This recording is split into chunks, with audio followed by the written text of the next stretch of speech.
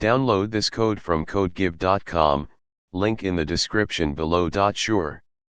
In this tutorial, we'll explore how to use Pytorch geometric for graph representation learning with two popular algorithms, DeepWalk and node2vec.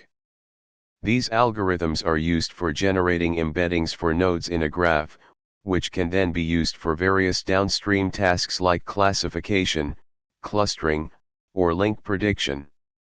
Prerequisites.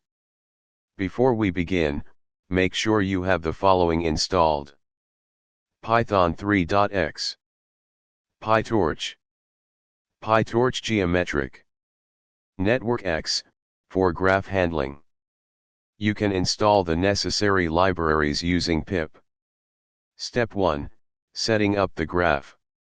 Let's start by creating a simple graph using networkx, which we will then convert into a format that Pytorch geometric can handle. Step 2. DeepWalk implementation. DeepWalk generates random walks on the graph and uses these walks to train a skipgram model.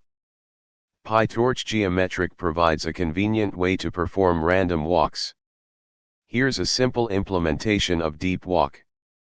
Step 3. Node2vec implementation.